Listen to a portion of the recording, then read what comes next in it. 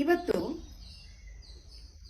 Introspection ಅಂದರೆ ಆತ್ಮ ಸಂಶೋಧನೆ, ನಮ್ಮನ್ನು ನಾವು ಪರಿಕಿಸಿ ನೋಡಿಕೊಳ್ಳುವ ಒಂದು ಪ್ರಾಸೆಸ್ನಲ್ಲಿ ಒಂದು ದೊಡ್ಡ ಮೆಡಿಟೇಷನ್ನೇ ಆಗತ್ತೆ ಅಂತ ಇವತ್ತು ನೋಡೋಣ. ಯಾವ ಪದ ತಗೊಂಡ್ರು ಅದರಲ್ಲೂ ಕೂಡ ಆತ್ಮ ಸಂಶೋಧನೆಗೆ ಯಾವ ಪದ ಬೇಕಾದರೂ ತಗೊಳ್ಬಹುದು. ಎಲ್ಲ ಪದಗಳ ಹಿಂದೆ ಒಂದು ಅರ್ಥ ಇದೆ. ಆ ಅರ್ಥ ಡಿಕ್ಷನರಿ ಮೀನಿಂಗ್ ಅದು.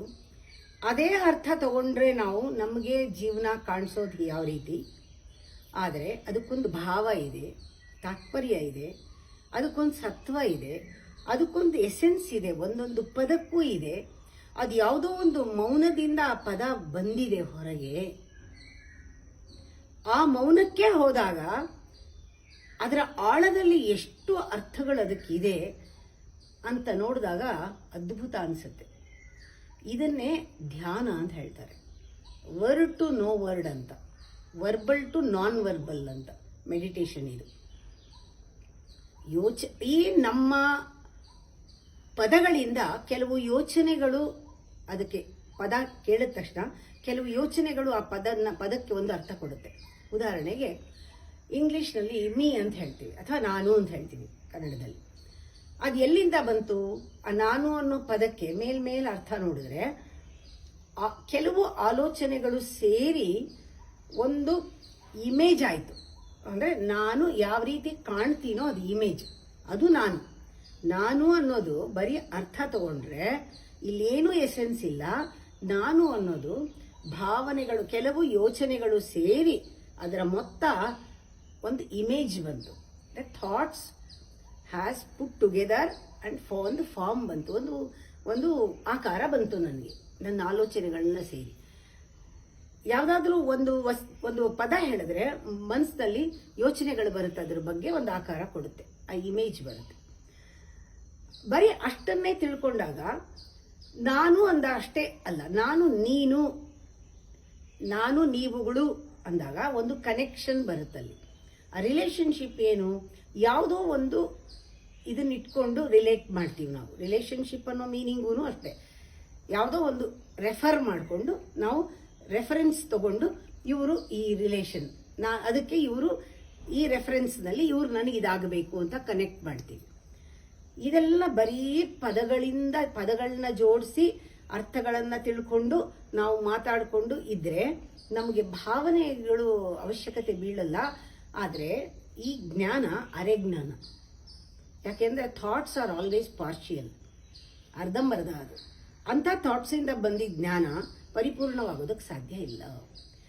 ಆ ಥರ ಮನಸ್ಸಿನಲ್ಲಿ ಬರೀ ಗುರುಗಳು ಮಾತಾಡೋದು ವರ್ಡ್ಸ್ ಮಾತ್ರ ತಗೊಂಡ್ರೆ, ಅವರು ಆ ವರ್ಡ್ಸ್ ತಗೊಂಡು ಅರ್ಥ ತಿಳ್ಕೊಂಡ್ರೆ ನೀವು ಗುರುಗಳನ್ನ ಅರ್ಥ ಮಾಡ್ಕೊಳಕ್ಕಾಗಲ್ಲ.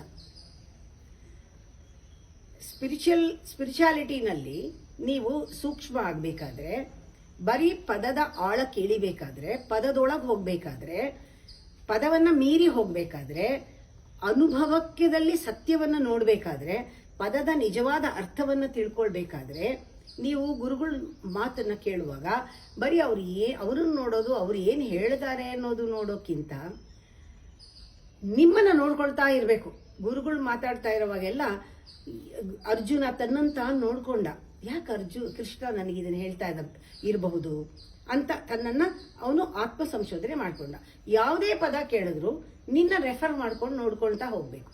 ಎಸ್ಪೆಷಲಿ ಗುರು ಮಾತಾಡಿದಾಗ ನಿಮ್ಮನ್ನ ರೆಫರ್ ಮಾಡ್ಕೊಳ್ತಾ ಹೋದಾಗ ನಿಮಗೆ ಒಂದು ಕಾಂಪಿಟೇಷನ್ ಶುರು ಆಗುತ್ತೆ ಅಲ್ಲಿ.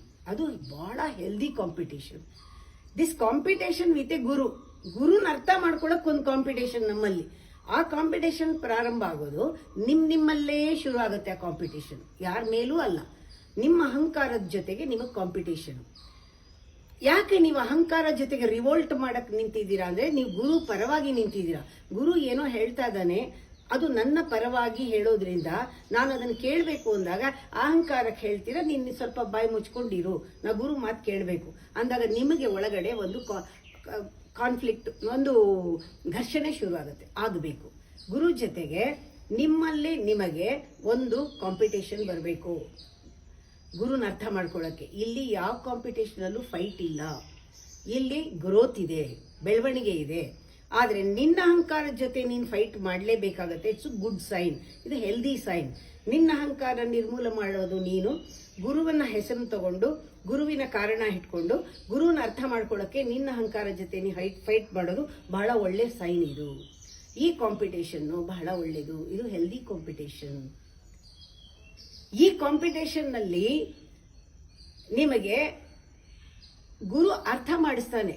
ಅಂದರೆ ಅದಕ್ಕೆ ಹೇಳ್ತಾ ಇರೋದು, ಯಾವಾಗ ಗುರುವನ್ನ ಅರ್ಥ ಮಾಡ್ಕೊಳ್ಬೇಕೋ, ಗುರು ಮಾತಾಡಿದ್ದನ್ನ ಅರ್ಥ ಆಗೋದಿಲ್ವೋ, ಅಥವಾ ಒಂದೊಂದ್ಸತಿ ನೀವು ಅಹಂಕಾರದಲ್ಲಿದ್ದಾಗ ಮಿಸ್ಟೇಕ್ ಮಾಡ್ಕೋತೀರೋ, ಆ ಟೈಮ್ನಲ್ಲೆಲ್ಲಾನು ಬೇರೆಯವ್ರ ಜೊತೆಗೆ ಹೋಗಿ ಗುರು ಹೀಗೆ ಹೇಳಿದ್ರು ಹೀಗೆ ಮಾಡಿದ್ರು ಅಂತ ಮಾತಾಡೋಕ್ಕಿಂತ ಗುರು ಹತ್ರನೇ ಬಂದು ಕೇಳೋದು ಒಳ್ಳೇದು. ಯಾವುದೇ ಪ್ರಾಬ್ಲಮ್ ಇದ್ರೂ ಗುರು ಹತ್ರನೇ ಬಂದು ಕೇಳಿದ್ರೆ ಉತ್ತರ ಕರೆಕ್ಟಾಗಿ ಸಿಗುತ್ತೆ.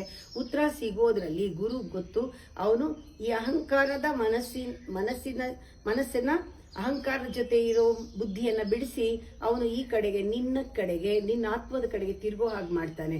ಒಂದೊಂದ್ಸತಿ ಗುರು ಜೊತೆ ಮಾತಾಡುವಾಗ್ಲೂ, ಡಿಸ್ಕಷನ್ ಮಾಡುವಾಗ್ಲೂ ನಿನಗೆ ಏನೋ ಒಂದು ಬಿಡುಗಡೆ ಸಿಗುತ್ತೆ ಅಹಂಕಾರದಿಂದ, ಮತ್ತೆ ನಿನಗೆ ಬೆಳವಣಿಗೆ ಆಗುತ್ತೆ. ಸೈಕಲಾಜಿಕಲ್ ಪ್ರಾಬ್ಲಮ್, ಮೆಡಿಟೇಷನ್ ಅಂದ್ರೇನೆ ಏನು ಹೇಳ್ತೀವಿ, it is A continuity of thought ಅಂತ ಹೇಳ್ತೀವಿ ಅಲ್ವಾ. ಕೂತ್ಕೊಂಡ ತಕ್ಷಣ ನಿಮಗೆ ಫಸ್ಟ್ ಯೋಚನೆಗಳೇ ಬರುತ್ತೆ ಅಂತ. ಹಾಗೆ ಯೋಚನೆಗಳೇ ನಿಮಗೆಲ್ಲ ಬಂದು ಸೇರಿಕೊಂಡು ಒಂದು ಇಮೇಜ್ ಕೊಡ್ತಾ ಹೋಗುತ್ತೆ ವರ್ಡ್ಸ್ಗೆಲ್ಲ. ಆಮೇಲೆ ಇನ್ನೂ ಆಳಕ್ಕೆ ಹೋಗಬೇಕು, ಯೋಚನೆಗಳನ್ನ ಬಿಟ್ಬಿಡಿ, ಒಳಗೆ ಹೋಗಿ ಅಂತ ಹೇಳ್ತೀವಿ. ಹಾಗೆ ಇಂಟ್ರಾಸ್ಪೆಕ್ಷನು ಕೂಡ ಒಂದು ದೊಡ್ಡ ಧ್ಯಾನ. ಒಳಗೆ ಹೋಗ್ತಾ ಹೋಗ್ತಾ ಆ ಸೈಕಾಲಜಿ ಅಂದಾಗ ಮೆಡಿಟೇಷನ್ನಲ್ಲಿ ಮಾತ್ರ ಇದು ನಿಮ್ಮ ಸೈಕಾಲಜಿ ನಿಮ್ಗೆ ಅರ್ಥ ಆಗೋದು, ಅದಕ್ಕೆ ಧ್ಯಾನ ಮಾಡೋದು, ನಿಮ್ಮ ಮನಸ್ಸನ್ನು ತಿಳ್ಕೊಳ್ಳೋಕ್ಕೇನೆ. ನಿಮ್ಮ ಸೈಕಾಲಜಿ ಗ್ರೂಪ್ ಸೈಕಾಲಜಿ ಆಗಕ್ಕಾಗಲ್ಲ, ಗೊತ್ತಾಯ್ತಾ. ಒಬ್ಬೊಬ್ಬರು ಸೈಕಾಲಜಿನೂ ನಿಮ್ಮ ಸೈಕಾಲಜಿಕಲ್ ಪ್ರಾಬ್ಲಮ್ಗೆ ನಿಮ್ಮ ಸ್ವಂತ ಪ್ರಾಬ್ಲಮ್, ಅದು ನೀವೇ ಅದನ್ನು ಡಿಸ್ಕಸ್ ಮಾಡ್ಕೋಬೇಕು. ನಿಮ್ಮ ಮೆಡಿಟೇಷನ್ನಲ್ಲಿ ಅದನ್ನು ಸರಿಪಡಿಸ್ಕೋಬೇಕೇ ಹೊರತು ಬೇರೆಯದ್ದು ಮಾಡೋಕ್ಕೆ ಸಾಧ್ಯ ಆಗೋದಿಲ್ಲ. ಆವಾಗ ನೀವು ಕೂತ್ಕೊಂಡು ನೋಡ್ತೀರಾ, ಆ ಸೈಕಲಾಜಿಕಲ್ ಪ್ರಾಬ್ಲಮ್ ಬಂದಾಗ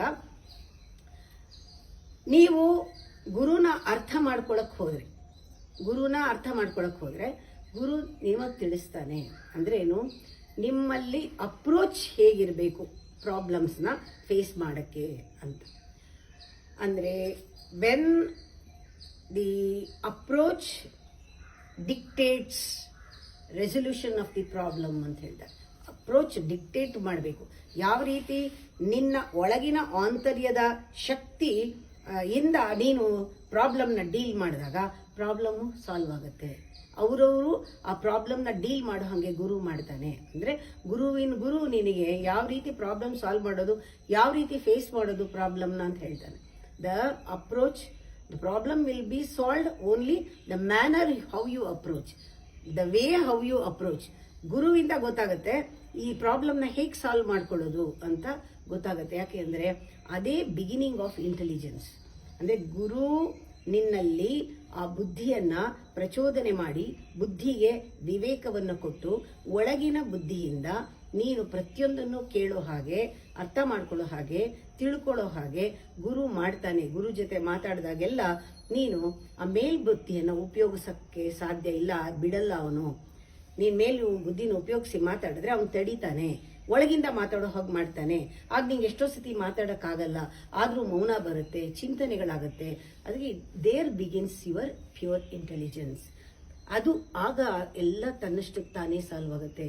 ಆ ಇಂಟೆಲಿಜೆನ್ಸ್ಗೆ ಮಾತ್ರ ಒಂದು ಇನ್ಸೈಟ್ ಇದೆ, ಮೇಲಿನ ಆಲೋಚನೆಗಳಿಗಿಲ್ಲ. ನಿಮಗೆ ಗೊತ್ತಾಗುತ್ತೆ, ಥಾಟ್ ಅಂಡ್ ಇಂಟೆಲಿಜೆನ್ಸ್ಗೆ ಡಿಫ್ರೆನ್ಸ್ ಗೊತ್ತಾಗುತ್ತೆ. ಯೋಚನೆಗಳಿಗೂ ಆ ಒಳಗಿನ ಆತ್ಮದಿಂದ ಬರುವಂತಹ ಆತ್ಮಚಿಂತನೆಗಳಿಗೂ ವ್ಯತ್ಯಾಸ ಗೊತ್ತಾಗುತ್ತೆ. ಆ ಥಾಟಲ್ಲಿ ಬರೀ ಭಾವನೆಗಳಿರಲ್ಲ, ಬರೀ ಅರ್ಥ ಇರುತ್ತಷ್ಟೇನೆ.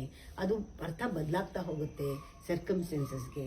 ಆದರೆ ಆ ಒಳಗಡೆಯಿಂದ ಬರೋ ಆಲೋಚನೆಗಳೇನಿದೆ, ಅದು ಇಂಟ್ಯೂಟಿವ್ ಥಾಟ್ ಏನಿದೆ, ಇಂಟೆಲಿಜೆನ್ಸ್ ಏನಿದೆ, ಪ್ಯೂರ್ ಇಂಟೆಲಿಜೆನ್ಸು ಎಲ್ಲ ರಿಲೇಷನ್ಶಿಪ್ನು ಕೂಡ ಚೆನ್ನಾಗಿ ಮಾಡುತ್ತೆ, ಆರೋಗ್ಯವಾಗಿ ಮಾಡುತ್ತೆ. ಎಲ್ಲ ಸಂದರ್ಭಗಳನ್ನು ಕೂಡ ಸೊಲ್ಯೂಷನ್ನಿಂದ ನೋಡೋ ಹಾಗೆ ಮಾಡುತ್ತೆ. ಅಲ್ಲಿ ಕ್ಲೆವರ್ನೆಸ್ ಇರಲ್ಲ, ಕನಿಂಗ್ನೆಸ್ ಇರಲ್ಲ, ಅನಾಲಿಸಿಸ್ ಇರಲ್ಲ, ಅಲ್ಲಿ ಏನೂ ಇರಲ್ಲ, ಬಹಳ ಓಪನ್ ಆಗಿರುತ್ತೆ. ಅದರಿಂದ ನಮ್ಮ ಸ್ಟ್ರಕ್ಚರ್ ಆಫ್ ದಿ ಥಾಟ್ ನಾವು ಯಾವಾಗಲೂ ಗಮನಿಸೋ ಮಾಡ್ತಾನೆ ಗುರು. ನನಗೆ ಈ ಯೋಚನೆ ಎಲ್ಲಿಂದ ಬರ್ತಾ ಇದೆ ಅಂತ ನೋಡೋ ಹಾಗೆ ಮಾಡ್ತಾನೆ. ಆ ಸ್ಟ್ರಕ್ಚರ್ ಆಫ್ ದಿ ಥಾಟ್ ಗಮನಿಸಿದಾಗ ನಾವು ಅದಕ್ಕೆ ಹೊಸದೊಂದು ಸ್ಟ್ರಕ್ಚರ್ನ ಕೊಡ್ಬೋದು. ನಮ್ಮ ಒಳಗಿಂದ ಅದಕ್ಕೆ ಹೇಳ್ತಾರೆ ಇಂಟೆಲಿಜೆನ್ಸ್ ಅನ್ನೋದು ಗುರು ತೋರಿಸ್ಕೊಡ್ತಾನೆ. ನಿನ್ನ ಒಳಗಡೆ ನೋಡು, ಆ ಬುದ್ಧಿಯ ಒಂದು ಧೀ ಶಕ್ತಿ ಅನ್ನೋದು ಎಷ್ಟು ಒಂದು ಪ್ರವಾಹದ ಥರ ಒಳಗಡೆ ಇದೆ. ಅದರ ಒಂದು ಅಲೆ ಸಾಕು, ಆ ನಾನು ನನ್ನದು ಅನ್ನೋದನ್ನು ತೊಡೆದಾಕಕ್ಕೆ ಒಂದು ಅಲೆ ಬಂದರೆ ಸಾಕು, ಅಷ್ಟು ಬದಲಾವಣೆ ಆಗುತ್ತೆ ಅಂತ. ಹೇಗೆ ನಮ್ಮಲ್ಲಿ ಆ ಇಂಟೆಲಿಜೆನ್ಸ್ ಅನ್ನೋದು, ಅದರಲ್ಲಿ ಆನಂದ, ಭಾವನೆಗಳು, ಪ್ರೇಮ ಎಲ್ಲ ಇರುತ್ತೆ. ಅದರಿಂದ ಡೀಲ್ ಮಾಡೋಕ್ಕೆ ಗುರು ಹೇಳ್ಕೊಡ್ತಾನೆ. ಆಗ ಎಲ್ಲರ ಜೊತೆ ರಿಲೇಷನ್ಶಿಪ್ಪು, ಮಾತಾಡೋವಾಗ, ಅವ್ರ ಜೊತೆ ಇರೋವಾಗ, ನಡ್ಕೊಳ್ಳೋವಾಗ, ಪ್ರತಿಯೊಂದು ಸತಿನೂ ನಮ್ಮ ಇಂಟೆನ್ಷನ್ ಬೇರೆ ಇರುತ್ತೆ. ನಮಗೆ ಎಷ್ಟೋ ಸತಿ ಒಳ್ಳೆ ಇಂಟೆನ್ಷನ್ ಇದ್ರೂ ಕೂಡ ಅದನ್ನು ಸರಿಯಾದ ವರ್ಡ್ಸ್ನಲ್ಲಿ ಹಾಕಕ್ಕೆ ಬರಲ್ಲ. ಅದು ಬೇರೆಯವ್ರನ್ನ ನೋಯಿಸ್ತೀವಿ, ನಾವು ನೊಂದ್ಕೋತೀವಿ ಅದರಲ್ಲಿ. ಅದರ ಬದಲು ಯಾವುದು ಧ್ವನಿ ತಾನೇ ಬರುತ್ತೆ ಒಳಗಿಂದ ಅಂತ, ಅದರಲ್ಲಿ ತುಂಬ ಪ್ರೀತಿ ತುಂಬಿರುತ್ತೆ, ಕಂಪ್ಯಾಷನ್ ತುಂಬಿರುತ್ತೆ. ಹೇಳುವಾಗ ಆ ಧ್ವನಿ, ಅದರಲ್ಲಿ ಬಳಸುವಂತಹ ಒಂದು ಪದಗಳು, ಅದರಲ್ಲಿ ಅರ್ಥ ಎಲ್ಲವೂ ಕೂಡ ಅವ್ರಿಗೂ ಕೂಡ ಒಂದು ಮೌನಕ್ಕೆ ಕರ್ಕೊಂಡು ಹೋಗಿ ಹತ್ತಿರ ಬರೋ ಹಂಗೆ ಮಾಡುತ್ತೆ. ಇದೆಲ್ಲವೂ ಕೂಡ ಗುರುವಿನ ಜೊತೆಗೆ ಮಾತಾಡಿದ್ರೇ ಗೊತ್ತಾಗೋದು.